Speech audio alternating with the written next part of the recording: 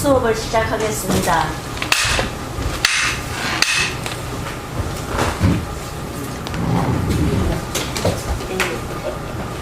일어나서 스님에게 삼배의 예를 올리겠습니다.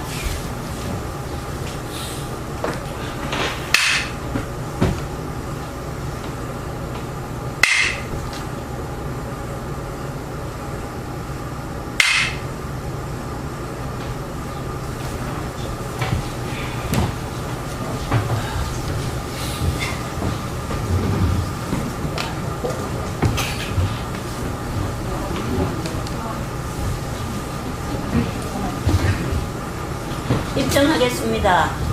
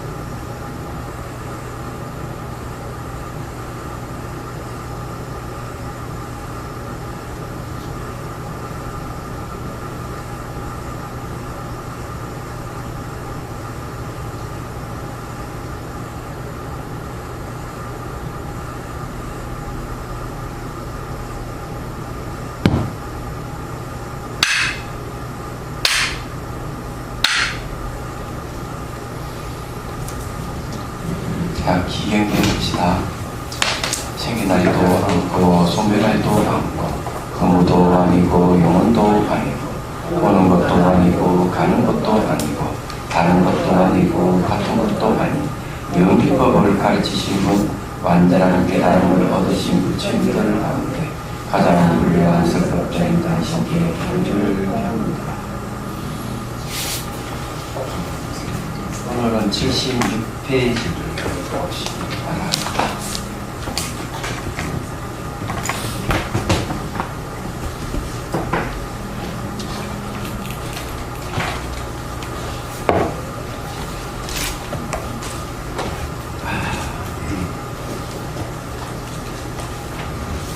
거기 이제 75페이지를 한번 봐주시려니까 밑에 이제 원문을 보고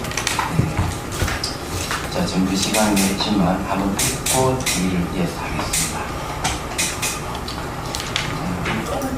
75페이지 밑에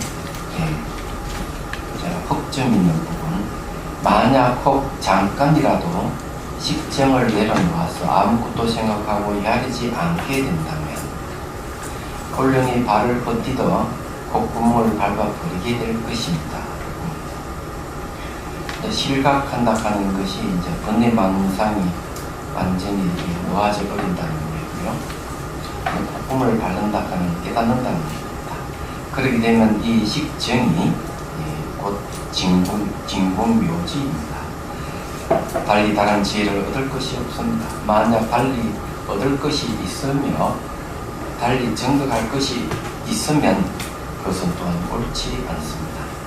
내 끝에 어떤 사람이 미혹할 때는 동쪽을 서쪽이라 하다가 알고 나서는 서쪽이 곧 동쪽이지 따로 동쪽이 있는 것이 아닌 것과 같습니다. 이거는 이제 미혹할 때는 착각을 했다가 깨지고 보니까 착각이 사라지고 본래 있는 것들을 안다는 얘기예요. 자, 76페이지 이제 또 본문 들어갑니다. 이 진공묘지는 이제 이 진공묘지에 대한 설명입니다. 진공묘지는 저 큰 후궁과 수명이 같습니다. 큰 후궁과 수명이 같다는 것은 진공묘지는 수명이 없다는 얘기인데 수명이 없다 하는 것은 생로병사가 없다는 소리 똑같습니다. 생로병사는 수명이 있죠. 수명이 없다. 이건 생로병사가 없다. 생사가 없다. 이런 얘기입니다. 다만 이 호공 중에 또한 한 물건이라도 호공을 장애하는 것이 있습니까? 비록 한 물건도 장애하지 않으나 모든 물건이 호공 중에서 왕래하는 것을 방해하지 않습니다. 이것도 비유죠. 이 진공묘주 또한 그와 같아서 생과 사와 범부와 성인 더러움이 한 점도 붙지 않습니다. 이 한 점도 붙지 않는다는 것은 청정을 얘기합니다. 청정. 청정하다 하는 것은 생사가 없다. 그걸 얘기합니다. 그래서 이제 붙지 않는다. 그리고 이제 붙지 않는다 하는 것은 다른 말로 하면 무소유를 얘기합니다. 무소유. 마음의 본성이 얻을 바가 없고 공적하다 하는 걸 얘기합니다. 공적하기 때문에 텅 비어서 공적하는 거죠. 공적하기 때문에 붙지 않는다는 거죠. 비록 한 점도 붙지 않으나 생사와 범성이 그 가운데서 왕래하는 것을 장애하지 않습니다. 그럼 요거는 왕래하는데 장애하지 않는다 하는 건 뭐냐면은 이 생사 범성이 모두 이 진공묘지를 의지하고 있다. 이렇게 이제 보시면 되겠습니다. 그렇기 때문에 생사의 체도, 범부와 성인의 체도 진공묘지다. 이런 얘기예요. 그래서 이제 왕래하는 거 장애하지 않는다. 이렇게 얘기를 합니다. 자, 강설분보죠. 깨달음의 지혜를 진공묘지라고 부르는데 그 경지는 호흡처럼 크고 영원하다. 비유죠. 모든 사물과 호흡은 서로 장애가 없듯이 깨달음의 지혜도 생사와 범부 성이라는 차별적 문제가 장애가 되지 않는다. 깨달음의 지혜라는 큰 공간에서 조그만 생사와 범부성이라는 먼지가 자유롭게 부침하고 흩어다닐 뿐이다 이랬는데 조금 이거는 설명을 좀 할 필요가 있을 것 같습니다.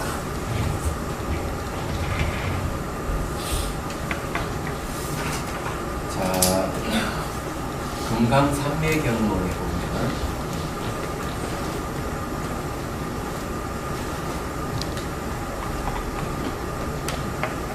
원효선님께서 금강경에 대해서 주석을 하셨죠. 이 금강산매경문이요. 여기서는 열애장을 설명합니다.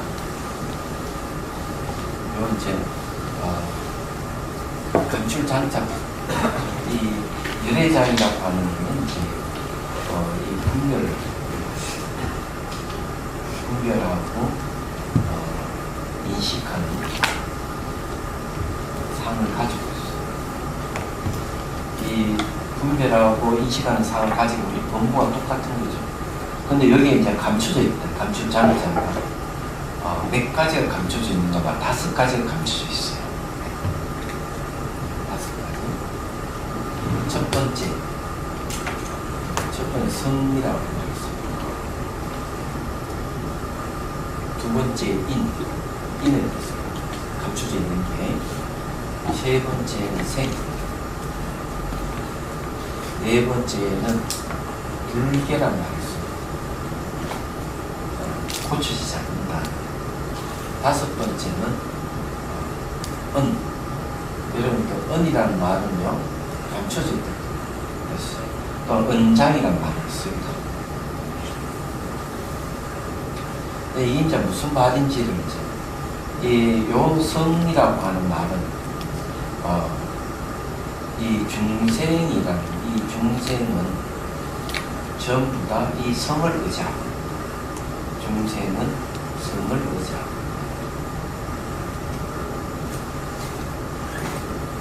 거기에 이 성을 갖다가 다른 말로 일계라고 합니다. 일법계라는 뜻이에요. 그래서 이제 이 성을 의지하고 있다. 이 성이 뭔지를 이제 우리가 알 필요가 있겠죠. 두 번째는 이제 인이라는 말이 있어요. 원인이라는 뜻이 원인. 그래서 이 이제 원인이라는 뜻이 있는데 원인은 뭔가 하면은 번뇌를 없애는 힘을 갖고 있는 것이죠.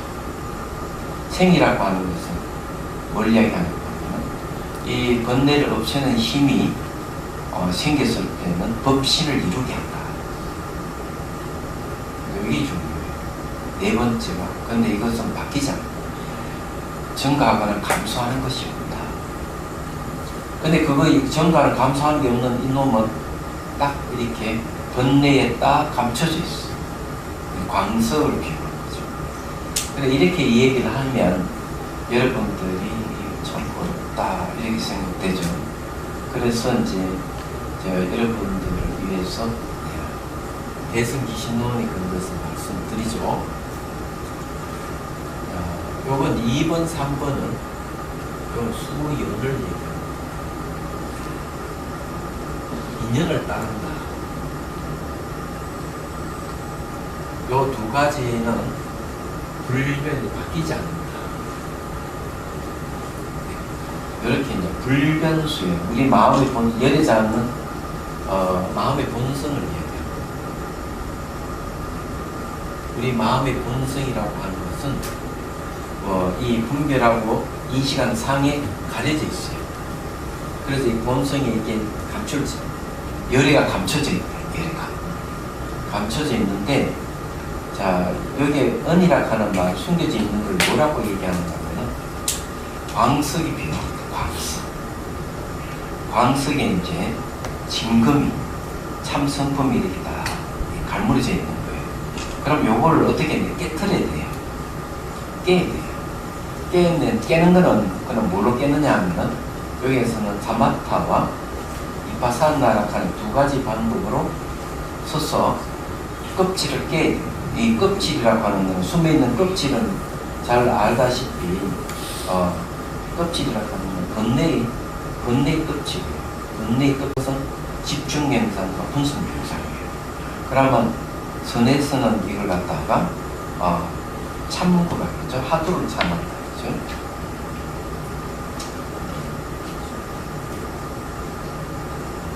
화두를 참하는 거죠. 여기서 말하는 가나서는 화두를 가나는 거죠. 화두를 가는 모습. 얘가 껍질을 다 깨기 시작하면은 뭐가 드러나느냐. 껍질을 깨면은 진검이 드러나죠. 진검. 여기서 껍질을 깨면은 이 진검이 드러나요. 이 진검이 바로 우리 마음의 본성을 비유를 합니다. 본성이 드러나면 그것이 원인 역할을 하는 거죠. 드러나는 모습이 어떤가 하면은 불개라고 해서 바뀌지 않는다. 증가하는 것도 없고 감소하는 것도 없고 생기는 것도 없고 사라지는 것도 없고 더러운 것도 없고 깨끗한 것도 없고. 그래 이 바뀌지 않는 성품은 여기서 말하면 공적하다. 텅 비어가지고 이 공적이라는 말은 마음의 본성이 텅 비어 공적하다 하는 말은 바로 금강삼매경에서 하는 얘기예요. 그래서 이 금강삼매경에서 뭘 얘기하고 있는가 하면 이런 얘기를 합니다. 조금 앞에 살을 붙여서 얘기하면은 공적을 다른 말로 하면은 이걸 부동이라는 말이 있습니다. 부동. 움직이지 않는다. 마음이 움직임이 없는 거예요.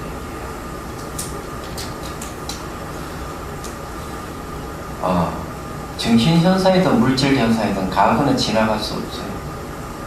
미래는 오지 않을 수 없어요. 현재는 머물지 않아요. 그래서 머물지 않는 데에 머물게 되면은 그 자리는 지나가면서 흔적을 남기지 않기 때문에 생멸이 없는 자리예요. 정신현상이든 물질현상, 생멸이 없는 자리에 머물고 있어요. 생멸이 없는 자리에 머물고 있으면 아직까지 머물고 있는 유주라고 해요. 그런데 머물고 있는 것이 자기 마음인 줄 알고 자기 마음을 안으로 다 돌리면 이 마음은 어떻게 되는가 하면 계속 소멸해요. 이거는 이 마음은 심왕입니다. 쉽게 얘기해가지고 어떤 심리 현상을 얘기하는 게 아니에요. 머물지 않는 데에 머물게 되면 번뇌 망상이 다 사람이 마음 하나만 남아있는데 머물고 있는 그 자체가 마음 하나예요. 근데 그럴 때 관찰을 어디로 돌리는가 하면 마음으로 돌립니다. 머물고 있는 마음.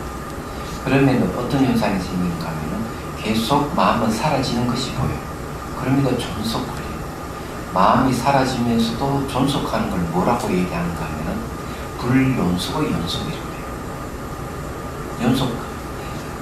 연속하지 않는, 사라지니까 연속하지 않는데 계속 존속하기 때문에 연속합니다.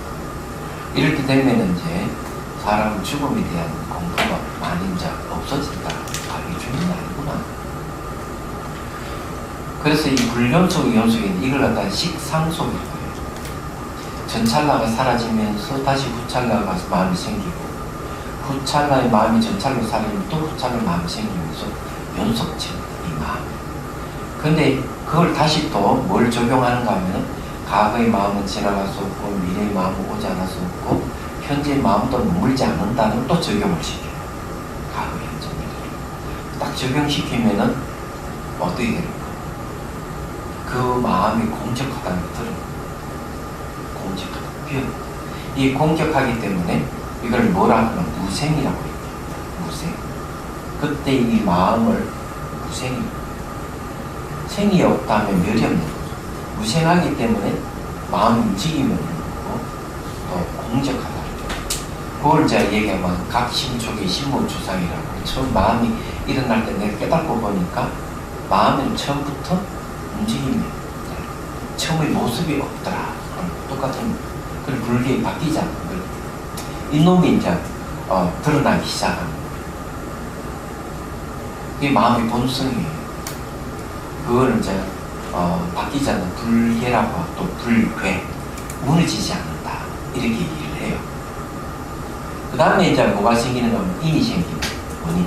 이놈이 생기면 이놈이 이제 번뇌가 완전히 사라진 게 아니기 때문에 마음의 본성이 드러나기 시작하면 진검이죠. 참 마음입니다. 드러나기 시작하면은 이놈은 번뇌를 하나하나 없애는 작용을 나타내요. 그걸 인의 뜻이 있다는 거죠. 마음의 본성. 인의 뜻이 있어가 마음의 본성이 드러나면서 번뇌를 없애가는 습관이고 뭐고 다 없애가는데 결국 무릇법을 얻게 한다. 무르라고 하는 거는 루하는 거는 새는 걸 해. 눈구멍을 통해서 대상을 딱 마음이 막 새어나가고 귓구멍을 통해서 마음이 막 새어나가고 마음이 막 새어나가는 걸 루라는데 앞에 없음 무자 붙으니까 새어나가는 마음이 없는 거예요. 네. 그래서 이 사물을 보더라도 마음이 동요가 없는 거예요. 마음이 딸려가는 게 바깥에 무슨 일이 일어나더라도 전혀 마음이 동요가 없는 경지가 무릎법. 그래서 이것을 이런 번뇌가 없는 현상이 생기기 시작하면은 그 다음에는 금을 갖다가 금 있잖아요. 진금을 가지고 망치를 두드려 가지고 모양 만들 수 있죠. 팔찌라든지 귀걸이라든지 목걸이를 만들다든지 뭐 그것을 금돼지를 만들든지 뭐 또는 금송아리를 만들 수가 있죠. 장식구를 만들 수가 있죠. 마찬가지로 이런 번뇌가 없는 마음을 계속 이제 단련을 시키면은 오금 법신을 얻는다. 그 법신을 얻게 되는 거예요. 그래서 그걸 뭐라고 하면 생긴다. 생이라 하는 뭐냐 하면은 진검을 장신구로 만들듯이 법신을 만들 생기는 현상이 생겨요. 얘가. 그 다음에 이제 그렇게 보니까 끝이 보니까 이 삼남만성 온 우주에 있는 우주와 이 중생이 자체가 알고 보니까 어떤 성품? 이 공적한 성품에서 벗어난 게 아무것도 없더라. 중생도 자기가 못 깼어서 그렇지 중생 그 자체는 바로 공적한 무생이에요. 그래서 일체법 열반이라는 말을 씁니다. 모든 열반은 불생불매 아니게요. 일체법 이런 말이죠. 그래서 이걸 갖다가 요거는 인연을 따른다고 얘기하는 거는 이게 바로 수행은 지와 관이라는 수행을 통해서 원인이 드러나고 그 인연을 따라 장신구를 이 금을 두드려 가지고 법신이 장신구를 이루듯이 인연을 따라서 법신을 이루는 그게 수연이라는 말이죠. 그러면서도 본질은 전혀 바뀌지 않는 숨겨져 있는 신금도 불변이 안 바뀌는 거예요. 이걸 이제 불변수에는 이제 마음의 본성이다 이렇게 얘기하는 겁니다. 딱 이렇게 대승기 신론에는 이렇게 설명을 하고 있어요. 그래서 여기서는 지금 뭘 설명하는 호공의 비유 들어서 얘기해요. 호공의 비유 들은 건 되게 안경에서 많이 얘기하는 거예요. 호공을 비유를 들어가지고 마음의 크기가 호공같이 크고 끝이 없다. 이렇게. 그리고 모든 물건이 호공에서 왕래가 자유자재하듯이 이 중생들도 알고 보면은 그 본성이 바로 이 공적한 본성을 가지고 있다. 이걸 얘기를 하고 있는 거죠. 이제 경론에서는 이렇게 자세하게 설명을 하고 있어요. 여기는 다 몇 줄 간단하게만 해요. 이걸 다른 말은 진공묘지라고 얘기하는 거죠. 자, 진공은 바로 불게 바뀌지 않는 거죠. 또 묘하게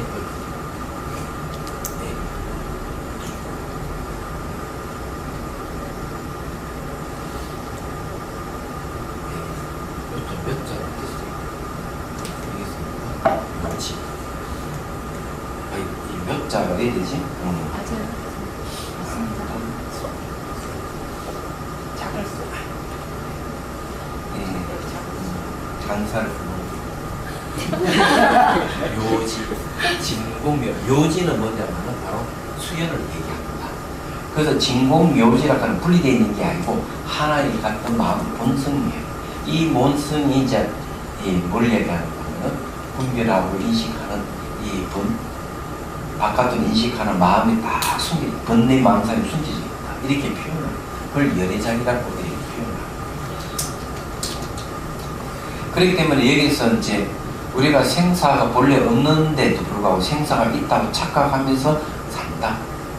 그래서 이제 이 마음의 본성을 캐기 위해서 사마타나 비파사나 수행을 하거나 화두를 들거나 이렇게 해서 껍질을 깨야 되죠. 얘기하자고. 그래서 금강산매경론이 그걸 자세하게 설명을 하고 있는 거죠. 말하자면 쉽게 말해가 우리에게는 무한한 가능성, 잠재력을 갖고 있는데 이것을 어떻게 해서 자기 그 본성이 드러나도록 하느냐가 참 중요해요. 그래서 항상 명상을 한다 이러면 명상은 뭘 얘기하는가 하면은 대상에 반응하는 내 감각, 감정, 생각을 잘 알아차리고 체크를 알아차리면 돼요. 기본적으로. 그래 알아차림하는 게 여기서만 사마타 비파사나에 들어가요. 좀 더 가서 이제 그것이 매 순간 변한다. 일어나고 사라지면 변한다. 물질 현상이 현상이든 감각이든 감정이든 생각이든 일어나고 사라짐을 보면서 그 다음에 그걸 과거에 좀 미련 나눠서 머물지 않는 데 머물러 들어가면은 마음의 본성으로 들어가는 거예요. 얘기하죠. 그래서 수행하는 사람들은 시비 분별을 하지 않습니다. 바깥에 무슨 일이 일어나고 이런 데서 시비를 안 해요. 오로지 반응하는 자기 감정이라든지 생각이라든지 감각을 늘 알아차리는 훈련을 하고 있는 거죠. 얘기하죠. 그래서 앞에 서장에서 얘기한 하등인 사람은 바깥 경기에 따라서 자꾸 이래저래 흔들립니다. 따라다닙니다. 상등인 사람은 바깥 경기에 따라가지 않는다. 그래서 이제 어르게도 이걸 극명하게 이 흙덩어리를 개에게 던지면은 개는 흙덩어리를 따라가지만 사자에게 흙덩어리를 던지면 사람을 물어버린다. 이렇게 얘기합니다. 그래서 이 내용들은 전부 다 이런 수행에 대한 얘기. 이런 걸 우리가 잘 아셔야 돼요. 그래서 이제 대한민국 사람들이 다 이 수행을 한다면 아마 시비가 없어질 거예요. 얘기하죠. 그러면서 여기에 또 우리 하나 알아둬야 될 것이 뭘 얘기하고 있는가 하면 생과 사와 범부와 성인과 더러움이 한 점도 붙지 않는데 비록 한 점도 붙지 않으나 생사와 범부 성인이 그거는 왕래하는데 장애를 하지 않는다. 이런 소리예요. 이게 대단한 내용이에요. 이건 뭘 얘기하는가 하면은 우리는 자칫 잘못하면은 어떤 일에 이제 빠져버리느냐 아무것도 없는 것 이런 데 빠져버릴 가능성이 많아요. 그런 얘기를 안 해요. 현실을 부정을 하는데 뭘 부정해? 잘못된 견해를 부정하고 우리 살아가는 이 현실을 그대로 긍정하는 얘기하자면 이게 이제 다른 점이에요. 그래 깨닫고 보니까 이 세계도 전부 다 범부든 중생이든 더럽고 깨끗한 알고 보니까 전부 다 본성 공성이다. 공적하다. 바뀌지 않는 본성을 갖고 있다는 거죠. 이런 걸 이제 얘기를 하는 거죠. 그래서 이런 얘기를 하고 있는 거죠. 자, 그 다음에 봅시다. 이처럼 믿고 보았어. 그러니까 수미산이나 방아차기라고 하는 그래서 공안을 제시하면은 그것을 믿어야 된다. 그죠? 사무치면 자 믿고 봐 사무치면 사무친다 하는 거는 그 방아차기나 수미산을 붙들고 명상해 가는 것 수행해 가는 것 이것이 막 사무치도록 하는 거죠. 바이오하로 태어나고 죽는 것에 대자재를 얻는 사람입니다. 그러니까 생사에서 완전히 벗어나서 자유로워진다. 바로 조주 스님의 방아찬과 운문 스님이 수미산으로 더불어 조금 상응한다고 서로 응한다고 할 수 있지만 만약 믿지 못하면 파도를 탁, 이 공화를 탁 던졌는데 그걸 못 믿는다 이거예요. 못 믿고 놓아버리지 못한다면 놓아버리지 못한다 하는 건 원래 깨달음을 앞에 두는 것 언젠간 내가 깨달을 것이다 하고 이렇게 마음을 두는 것 그런 걸 놓아버리지 못하면 도리 수미산 하나를 짊어지고서 도처를 생각하면서 명한 종사를 만나 분명하게 그랑에 보기를 바랍니다. 그래 한번 저게 천안 명안종사를 찾아다니면서 한번 법거랑을 해보십시오. 이 말은 뭔가 확인해 보십시오. 돌아가는 단계 검증을 합니다. 그죠? 자, 여기서 이제 요건 이제 지웁니다.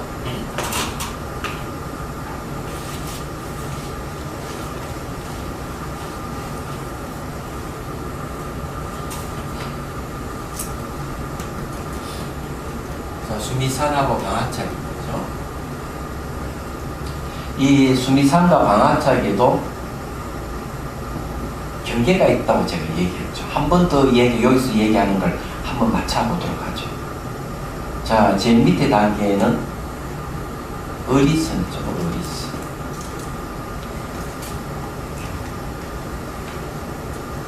자, 그 다음 단계는 열애선입니다. 그 다음 단계는 조사선.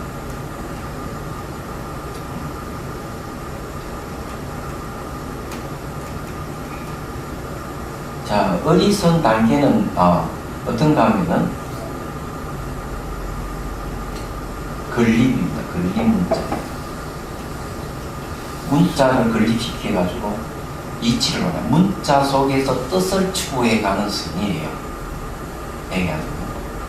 그러면은 열에서는 그 반대로 불임 문자, 문자를 안 세워요.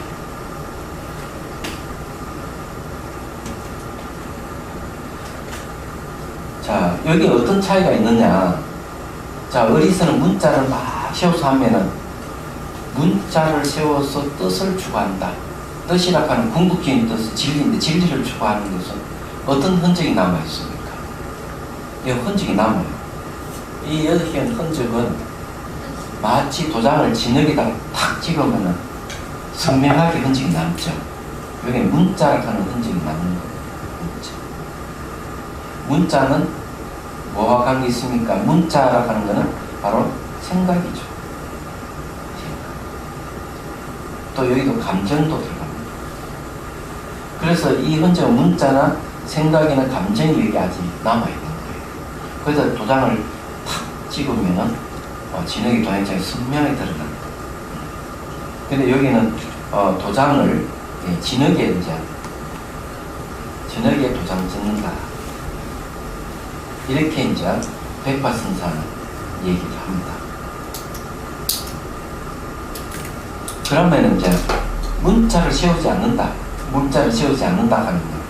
수미산이나 방아착을 딱 듣는 순간, 그러니까 한 생각도 일으키지 않는 것은 허물이 있습니까 없습니까? 수미산 이럴 때 수미산은 말을 딱 던졌을 때는 원래 한 생각도 일으키지 않는다는 걸 버리라는 거죠. 그런 사랑 분별을 다 버리라. 이래 버리라 하니까 그러면 그거 다 버리면은 공에 떨어지는 거 아닌가 하고 의심을 하는 거죠. 못 믿는 거죠. 그 공이 떨어지는 거야. 의심을 하기 때문에 믿지 못하다 이거죠. 내게 깨닫고자 하는 마음을 앞에 두고 있다. 그건 놓아버리지 못한다. 깨닫고자 하는 마음을 앞에 두고 있다. 그건 오히려 수미산을 말을 듣는 순간 그런 것도 그 말을 믿고 수미산을 말을 딱 듣는 순간 한 생각을 일으키지 않는다 하는 것도 놓아버려. 가감하게 놓아버리는데 바로 탁 놓아버리면 이 불임 문자의 세계에 들어가는 거예요. 그럼 불임 문자를 되게 이제 어떤 경기는 물에 도장을 찍는 거예요. 물에 도장을 딱 찍으면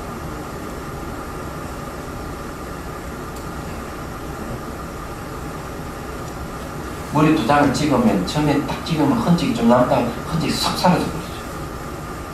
문자를 세우지 않으면은 문자 흔적을 지우고 그에 따르는 감정과 생각이 번뇌도 다 지워버리는 상태를 얘기해요. 준비상 딱 들으면 또는 방아착 한 물건을 가져오지 않을 때 뜻은 버리게. 그냥 한 번 가져오지 않았다는 생각도 탁 놔버리는 거예요. 그러니까 모든 흔적을 남기면 안 되는 거예요. 흔적을 남기지 않는 이것이 마치 공이 떨어지는 걸 착각하면 안 된다. 그걸 생각하지 말아요. 다 놔버려야 된다. 수미상과 방아차는 이 방편이 다 놔버렸을 때 마음의 본성 우리가 앞에 배웠듯이 공정해요. 생사가 없어요. 생기고 사라지는 생멸이 없는 자리예요. 생멸이 어떤 생멸? 생각이라는 게 일어나고 생각이 사라지고 이런 게 없단 말이에요.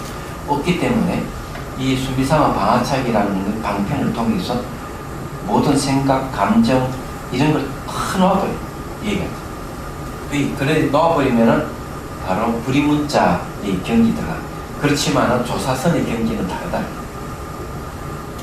조사선의 경기는 바로 직지를 얘기합니다. 이 앞에 직지, 인신, 견성,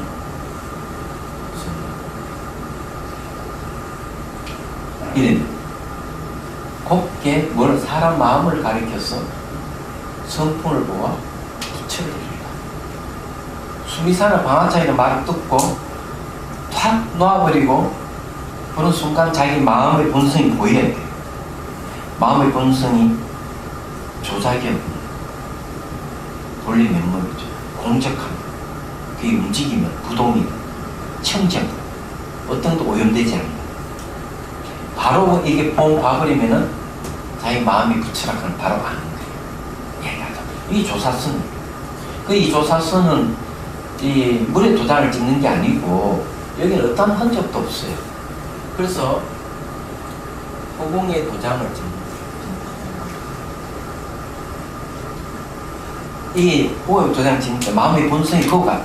그래서 여기 우리 마음의 본성을 열애장 5개 뜻이 있는데 그걸 딱 살펴보면은 금방 알 수가 있어요. 그래서 이게 수미산의 방아착을 통해 가지고 자기 마음의 본성을 바로 볼 수 있어요. 못 보니까 어떻게 해요?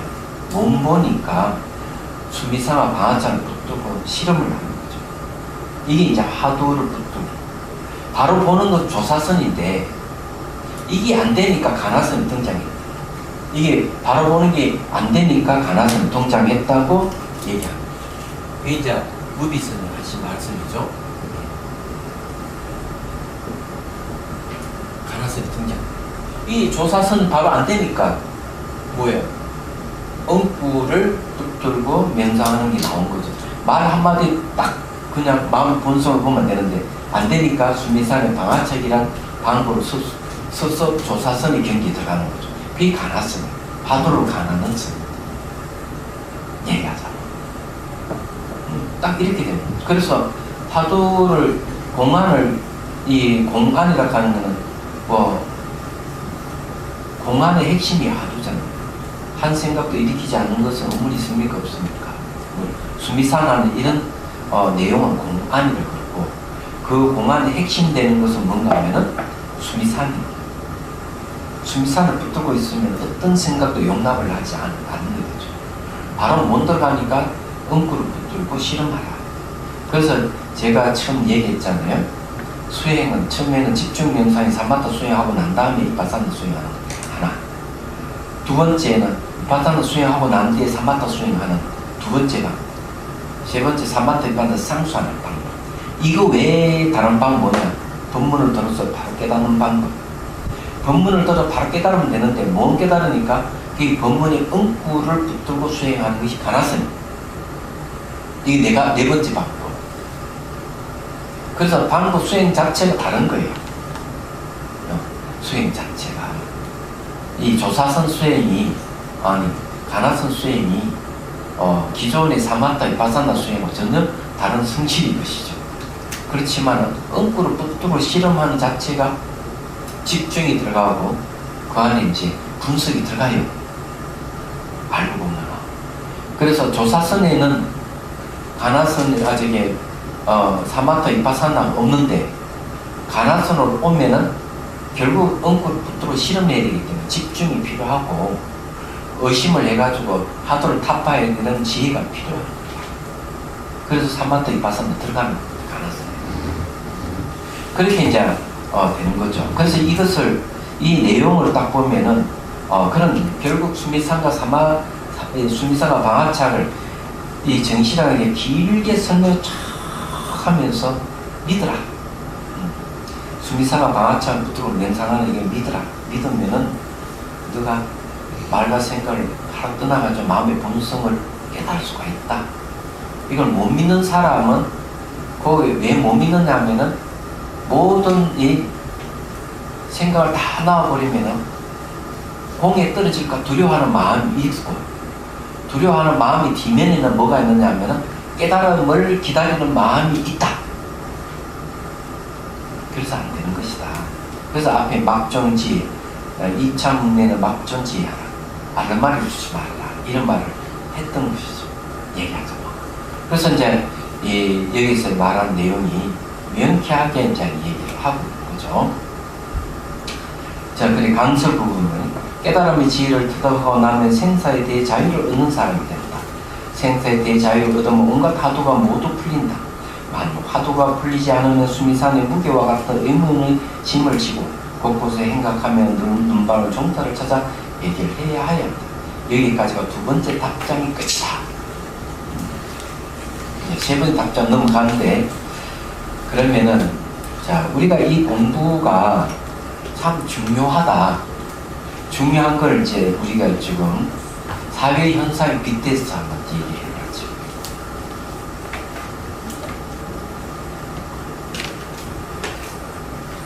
사회 현상이 뭐냐면요, 며칠 전에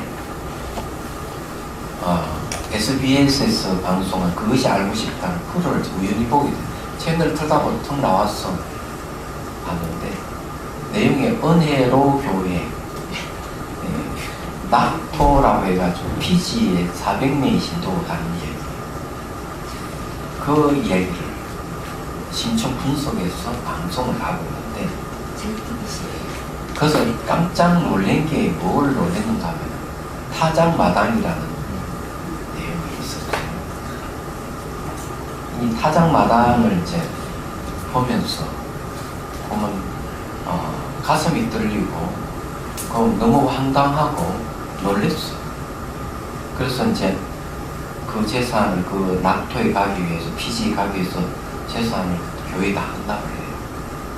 헌납한 사람들이 낙토를, 근데 낙토라는 피지는 2천만 원만 있으면 영주권을 얻을 수 있는 곳이에요.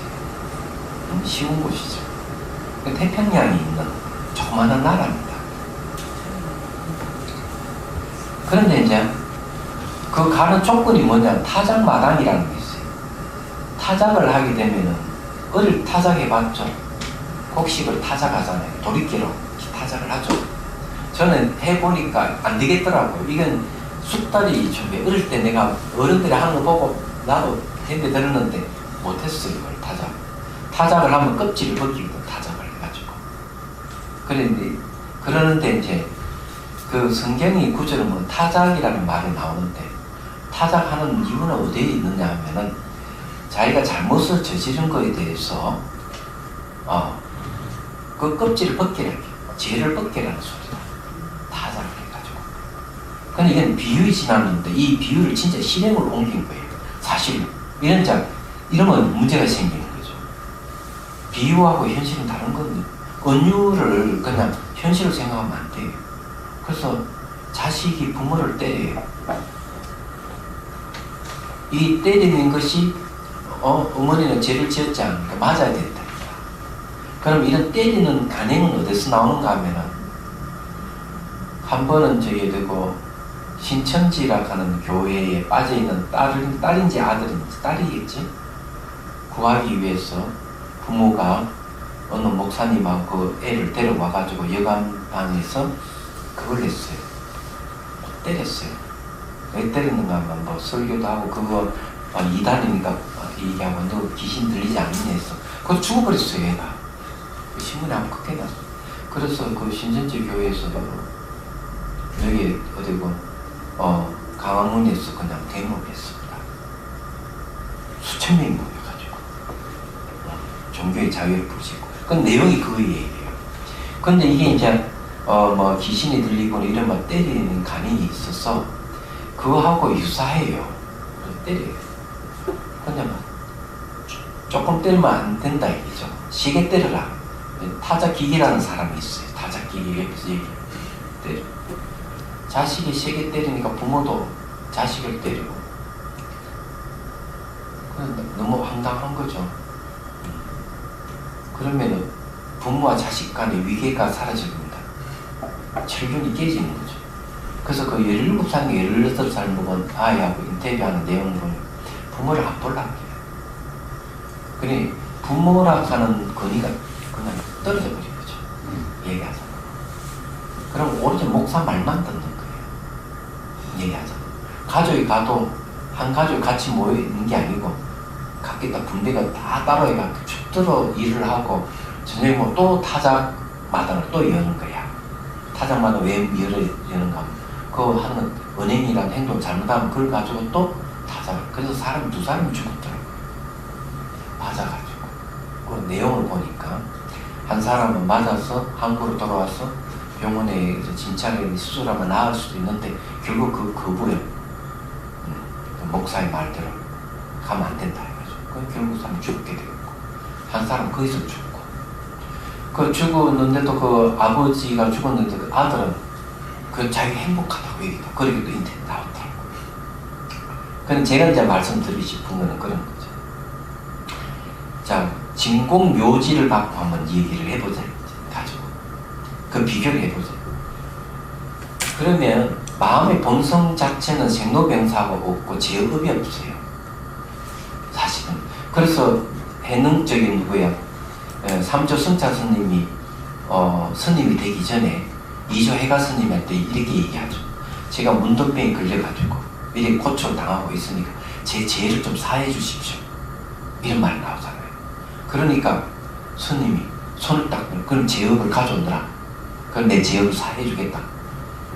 이러니까 이 거사가 쫙 살펴보는 거죠. 마음을 아무리 살펴도 제업을 찾을 수가 없는 거예요. 아무리 찾을 수 없습니다. 그래 너 제업을 다 소멸했느니라. 이 말은 무슨 말이에요?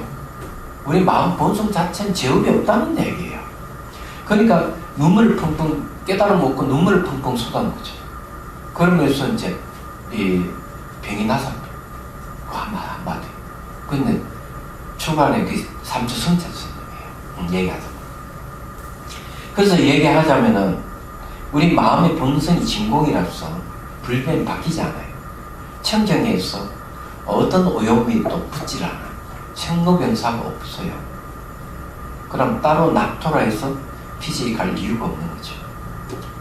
그리고 또 방법이 거기는 제업을 없애는 방법에 때리는 거잖아요. 사람을 때리는 이게 폭력이에요. 그러면은 그래 좋아. 우리가 번뇌에 휩쓸려 가지고 제업을 짓고 있지만 그 속에 딱 은폐되어 있는 마음의 본성은 청정하고 깨끗하다 이거죠. 그 깨는 방법을 어떤 방법을 쓰느냐? 바로 산마타에 봐서 집중 명상, 분석 명상을 통해서 또는 화두를 참고해서 깨트리는 방법을 사용하지 때리는 방법을 쓰지 않는다 이거죠. 얘기하자면 그렇잖아요. 때리는 방법 안 쓰는 거죠. 제가 그 수미산에 우리가 순례를 갔을 때 그 여행사 대표가 하는 말이 그 저기 5,600고지 넘어가면 델마고개 넘어갈 때 업장 소멸된다고 얘기를 하는 거예요. 저는 아니라고 했어요. 그렇게 힘들면 업이 소멸된다? 그러면 그 한 바퀴 돌고 오면은 진짜 업의 장애가 소멸돼서 홀로 날아다니게요? 안 그렇습니다. 그러면 똑같은 상황에서 여러분 저기 봉정암에 가면 얼마나 힘들어요. 그러니까 그 봉정암에 갔다 와서 또 탐진치가 없어집니까?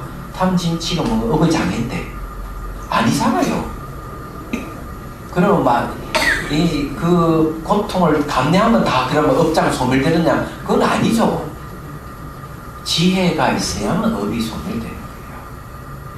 지혜에 의해 가지고 모든 게 무상하고 불만족스러운 거고 자아가 없고 자성 있는 공을 알게 되면 지혜라고 그러죠.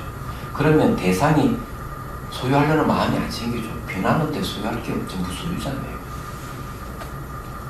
탐욕이 안 생기죠. 분노가 안 일어나죠. 얘기하자면. 그러면은 대상도 자유롭잖아요. 업을 안 지게 됐죠. 마음 움직임이 없다는 거죠. 업이라고 하는 마음 움직임인데 마음 움직임이 멈춰져 버려요. 그걸 마음을 쉰다고. 지혜에 의해서 마음이 쉬어지는 거예요. 얘기하자면. 근데 때려가지고 두드려 맞아서 탈곡되듯이 타작해가지고 알곡이 나오듯이 번뇌가 그럼 다 뻗어지느냐? 아니 제업이 다 벗어지느냐? 아니잖아요. 왜냐면 날만 전에 맞아 때리고 맞고 해야 된대. 그게 타작 마당을 한다면. 그러면 왜 그 멈춰지지 않을까? 이게. 그대로 하자면 지혜가 없어서 그런 거죠. 모든 걸 소유할 수 있는 게 아무것도 없다. 모든 건 상호 의존 관계를 갖고 공간적, 시간적 매 순간 변하기 때문에 소유할 수 있는 게 아무것도 없다. 이렇게 알면은 분노가 생기겠어요? 탐욕이 생기겠어요? 그러면 업의 장애가 소멸되는 거예요. 그래서 논소에도 뭘 얘기하냐? 경정을 독성을 하면서 그 뜻을 잘 알면은 업이 소멸된다. 업장이 소멸된다. 제업이 소멸된다. 법문을 잘 들으면 지혜가 생겨서 업장이 소멸된다. 이렇게 얘기를 하는 거예요. 그래서 이제 우리가 여기서 공부를 이렇게 하는 것이 그게 비교를 해보면 뭐가 있고 없음이 분명하게 드러나죠. 그런데 이 공부가 왜 중요한지를 우리가 알 수가 있는 거죠. 얘기하자면 자, 네. 자, 78페이지 정신왕 천유에게 보낸 답장 세 번째로 넘어옵니다. 자, 여기서도 재밌는 얘기가 나와요. 방그사가 말씀하셨습니다. 오직 모든 있는 것을 비우기를 원할진즉 간절히 바라노니 모든 없는 것을 채우지 말라고 하였습니다. 우리는 비우기를 원할진즉 채우지 말아라. 얘기야. 그건 내용도 우리가 이제 단원 공제 소유 번전 절물 실제 소무다 이렇게 했어요. 간절히 원한다. 뭘 있는 바 모든 있는 바를 다 비우기를 원할지언정 간절히 없는 바를 실답답버리 채우지 말라 이렇게. 자, 오로지 이 두 구절의 뜻만 요달한다면, 네, 통달한다는 거죠. 일생의 참선 공부의 일은 다 마쳤다고 할 수 있습니다. 그러면 이 말은 뭔가 하면 참선 공부의 목적이 뭐를 다 비워버리는 거죠. 채우는 게 아니다. 얘기하자면. 그럼 화두를 드는 것도 비우는 거죠. 뭘 비우는 거죠? 속에 우리 살아가는 것은 계속 채우는 겁니다. 지위와 명예를 얻는 것, 내가 어떤 지위에 오르고 권력을 행사하고 명예를 덧날리고 이걸 제 속에서는 최고의 목적으로 삼아요. 그래서 뭘 하는 거예요? 군의원, 시의원, 국회의원, 장관, 뭐 대통령, 비서 이런 걸 하려고 해요. 사람들이 그런 걸 좋아해요. 그 최고의 목적으로 삼잖아요. 근데 그런 사람들이 정치를 잘하면 이름을 남길 수는 있지만은 삶과 죽음의 문제를 해결 못하잖아요. 그래서 제가 그전에도 얘기했듯이 저게 미국 대통령한테 가서 생사에서 벗어나는 길을 가르쳐달라 이러면 말을 못한다. 안 되는 거죠. 그러면 뭐가 중하겠냐 얘기죠. 우리가 이 공부가 더 중하다 얘기죠. 그런데 요즘에 어떤 종류의 머리 깎은 외도는 스님의 모습을 하고 있으면서 외도짓을 한다 얘기죠. 자신의 눈도 밝히지 못하면서 다만 다른 사람들에게 죽은 고슴도치처럼 쉬어가라라고 가르치고 있으니 만약 이처럼 쉬고 또 쉰다면 일천 부처님이 세상에 나오더라도 쉬지 못하고 더욱더 마음을 답답하게 할 뿐이다. 자, 마음을 쉰다 하는 말이 뭡니까? 마음의 움직임이 멈춘다는 얘기죠. 마음을 쉬는 건 지혜에 의해서 쉬어지는 거예요. 지혜에 의해서 쉬어지는 이 진공묘지라 했잖아요. 지혜에 의해서 수미상화 방아차까지 화두를 붙들고 실험하게 되면은 지혜가 생긴다. 지혜가 생겨서 마음의 움직임이 딱 멈춰 쉰다. 그런데 그렇게 하지 않고 무조건 고슴도치처럼 죽은 고슴도치는 아무것도 아니까 가만히 있으면서 쉬어가라. 이거 방법이 틀렸다 이거죠. 여기에 또 뭐가 없느냐 하면은 지혜가 없다. 지혜가 없기 때문에 그런 식으로 쉰다고 한다면 부처님이 1000명의 부처님 이생에 출연하더라도 도저히 쉬지 못한다. 마음을 더 답답하게 할 겁니다. 대단한 말이에요. 네. 그래서 이 참선 공부가 굉장히 쉬운 거예요. 알고 보면 이치를 하면 너무 쉬운 거죠. 그런데 이 마음을 움직임이 쉰다고 하는 것은 화두를 참고해도 쉬지만 부처님께서 쉬는 방법은 무상을 관찰하라. 모든을 변한다. 과거, 현재, 미래를 봐라. 과거는 지나갔었고 미래는 오지 않은 현재도 머물지 않지 않느냐. 이렇게 가르쳐요. 과거신 불가도, 현재신 불가도, 미래신 불가도 이 얘기를 하는 거예요. 이 이야기는 뒤에 가면 선양의 대선을 그대로 인용해서 조정무자에 대한 설명을 또 합니다. 그러면 마음을 쉬는 방법 똑같다는 거예요. 방법만 좀 다르지 쉬는 건 똑같은 거예요.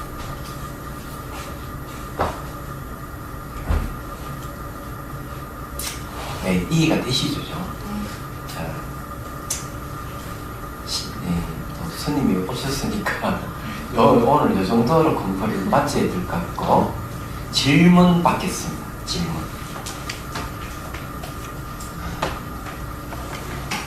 스님 어디 가니까요 명상을 가르쳐주는데요. 그 호흡 관찰을 하면서 북도를 이렇게 하래요. 네? 붓다를 북도라고 알려주더라고요. 마실 때 붓, 내쉴 때도 이렇게 명칭을 붙이래요. 미세하니까. 그런데 계속 나중에 빈 마음이 이렇게 드러나기도 하는데요. 그럴 때는 그 붓도라는 말을 이렇게 수단을 버려야 되나요? 그렇지. 나중에 버려야 돼. 왜냐하면은 수식간에 있는 처음에는 이제 그 숫자를 세들게 해요. 내쉬는 호흡이든 들이쉬는 호흡이든 하나를 정해가지고 숨을 내쉬면 하나, 둘, 셋, 넷, 다섯, 여섯, 일곱, 여덟, 아홉, 열, 마음속으로 이렇게 이런 방법이나 들이쉬면 내쉬면 붓, 들이쉬면 또 이렇게 하는 거는 방법은 수사한 거예요. 그다음 두 번째 방법은 뭐냐면 그렇게 하다 보면 마음이 고요해져요. 고요해지면은 그 다음에 이제 이 마음속 숫자 붙이는 것이 시끄럽게 들려요. 마음이 고요해지면. 그럼 두 번째 단계는 숫자 이야기하는 걸 하나, 둘, 셋 하는 걸 버려요. 버리고 오로지 들이쉬면 들이쉰다고 알아차리고 내쉬면 내쉰다고 알아차리기만 해요. 얘기하자면 호흡 관찰할 때 들이쉬고 내쉬면 알아차리기 그런 이제 다른 숫자 수식관이라고 해요. 처음에 수를 센다 해서 수식관인데 두 번째 다른 숫자 수식관을 해요.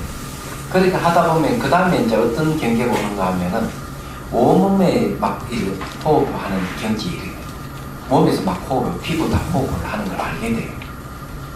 그러면서 호흡을 보는 단계가 오는 거예요. 호흡을 보는 단계가 오면은 관식이 돼요. 시기는 호흡이잖아요. 호흡을 보는 단계, 세 번째 단계예요. 네 번째 단계가 하면 몸이 사라지는 단계예요. 그러니 뭐 붓도로 하든지 뭘 하든지 마음을 고요하게 하는 게 수식관인데 산란심을 없애기 위해서 하는 거거든요. 근데 그렇게 명칭을 붙이게 하다가 나중에 그마저 한번 버려야 됩니다. 그래, 그렇지 않으면 붓도락하는 말이 시끄럽게 되는 거예요. 그 시끄럽게 되면 그걸 가감해 버리고 수식관 경리의 단계를 거쳐가야 돼요. 근데 또 이런 방법은 마음을 이 산란심을 없애는 데는 좋지만 지혜는 개발이 안 돼요. 얘기하자면 지혜 개발이 안 된다는 거예요. 그건 집중은 힘을 얻는데 분석하는 힘이 생기지 않는다는 거죠. 얘기하자면. 그냥 그런 차이점입니다. 그냥 초보자들에게는 아주 좋은 방법이에요. 또 뭐 질문 없습니까? 선생님 그 집중 없이도 그 이빠사나 관찰이 가능한 건가요?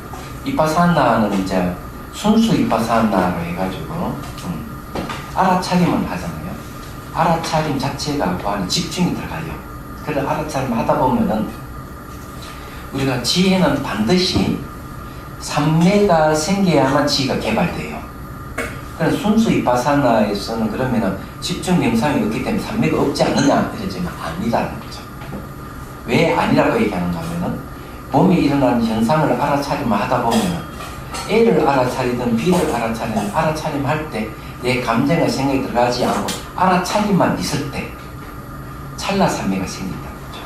순간순간 삼매가 생긴다는 거죠. 이 찰나 삼매가 생길 때 심청점이라고 해요. 얘기하자면. 그래서 이제 찰나 삼매를 의제가 지혜가 개발된다. 이렇게. 그래서 순수 이빠산나 수행에도 이빠산 16단계를 거쳐서 깨달음을 얻을 수가 있다고 얘기를 하는 거예요. 이게 청준도를 나오는 얘기예요. 오로지 처음부터 사마타 수행에서 선매를 얻고 난 다음에 다시 이빠산나를 해야 된다. 이렇게 이제 하는 게 이제 보통 점점점 내려오는 방법이고, 지금 현재 이제 미얀마에서 무슨 사야도더라? 그 사야도 그렇게 하는데, 그 전에 마시 스님은 순수 이빠사나를 해도 충분하게 그 병정과 삼매를 얻고 열반에 들어갈 수가 있다. 16단계를 얘기를 하고 있고, 그래서 그 어찌 가능하냐? 항상 지혜가 개발될 때는 삼매를 의지해야 되는데 알아차림을 하게 되면은 찰나 삼매가 생기기 때문에 그렇다. 찰나 삼매를 통해서 단계 올라갈 수가 있다. 이렇게 얘기해요. 본 삼매 안 들어도 된다. 이렇게 얘기를 하고 있어요. 근데 우리나라에는 이제 처음에는 이제 마시계통의 순수 이빠사나 배를 알아차리는 들어가나 이런 것이 유행을 하다가 이제는 그 집중 명상을 통해서 이빠사나 들어가는 그런 게 이제 유행을 하기 시작하네요. 파악사화도라든가? 네? 파욱사화도가 이제 이 호흡 관찰을 통해 가지고 삼매를 얻고 그 다음 이빠사나 수행하는 길을 제시를 하고 있어요. 근데 이 얘기 들어보니까 대부분 사마타만 하고 그 다음 이빠사나를 하지 않는 경우가 대부분인 것 같아요. 얘기하죠. 그래서 그걸 해서 수행을 해서 삼매를 얻은 사람들이 있다 하더라도 지혜 개발은 안 되기 때문에 다시 이빠사나 수행을 또 해야 됩니다. 알아차림을 계속 하고 있다는 거는 이빠사나 그렇죠. 건가요? 이 알아차림 한 대상에 이제 집중해서 알아차림하는 것을 되게 이제 알아차림하면은 그걸 마음 지킴, 샷들의 마음 지킴이라든 마음 챙김이 상당히 유사하게 옳고, 움직이는 대상을 내가 알아차리는 거는지 알아차림, 샷들의 알아차림을 번역하는 것이 거의 근접해요. 그래서 초기 경전에도 보면은 걸어가면 걸어가는 줄 알고 서면 서는 줄 알고 앉으면 앉는 줄 안다. 욕심 생기면 욕심이 생긴 줄 알고 욕심 사라지면 욕심이 사라지는 줄 안다. 이게 이제 염초경에 나오는 방법이에요. 움직이는 대상을 알아차리는 것은 보통 알아차림. 그거는 알모로 이제 얘기해요. 미첩하게 알 때, 빠르게 알 때 그 알을 알아차림으로 이렇게 번역이 가능합니다. 그렇게 하는 거니까 이빠사나 순수 이빠사나 해도 충분히 삼배를 얻을 수가 있고 그걸 통해서 지혜가 개발된다 하는 게 이제 마시계통에서 이빠사나에서 하는 얘기예요. 선생님, 그 찰나삼배는 어떻게 설명이 가능하시는지? 네? 찰나삼배라는 게 네. 어떤 게 찰나삼배를 얘기하는 그래, 찰나삼배를 얘기해서 A라는 현상이 생기면 알아차림을 하죠. A라는 사라지면 또 B라는 현상이면 B를 또 알아차림하죠. B라는 사라지면 C라는 현상이 또 C를 알아차리죠. 매소 일어나는 현상을 알아차릴 순간순간에 자기 감정이 생각이 없이 알아차림만 있을 때 그것을 이제 심청정이라고 그러고 그걸 찰나삼매라고 얘기하는 거예요. 얘기하죠. 굉장히 쉽습니다. 그런 경우는 자주 있는 네? 것 같거든요. 어떻게? 그렇게 순간순간 생각 감정 없이 알아차리는 거는 알아차림하다 보면 자주 일어나는 알아차림 훈련을 계속 반복하게 되면은 네. 어떤 생각이나 감정이 끼어들지 않고 알아차림만 있게 돼요. 네. 그럼 그거는 이제 내가 열심히 했을 때 일어나는 현상이죠. 그런 경지에 가보지 않으면은 알 수가 없는. 그거는 자꾸 이제 거의 심화가 되면은 생각 자체가 일어나지 않아요. 생각이 늘 의식이 깨있는 상태가 도달해요. 마음이 과거로도 가지도 않고 미래로 가지도 않고 현재 순간 늘 깨있는 상태가 도달해요. 그래서 과거, 현재, 미래를 나눠서 관찰하지 않더라도 그런 경지에 가요. 그렇지만은 이 무상 관찰을 제대로 했을 때 현재 순간에 깨있는 게 진짜예요. 또 뭐 질문 있어요? 또 자, 없으면은 해양하겠습니다. 중생들을 과하는 마음으로 깨달은 능수를 이룰 때까지 부처님과 법과 선거야 항상 기이합니다. 지혜와 자비를 갖추고 유정을 위해 노력함으로써 부처님 앞에 몸을 냈습니다. 원만한 법심을 일깨우겠습니다. 공개가 있는 한 중생이 있는 한 저도 함께 따라 머물며 중생의 고통을 편자로 남겠습니다. 수업을 마치겠습니다.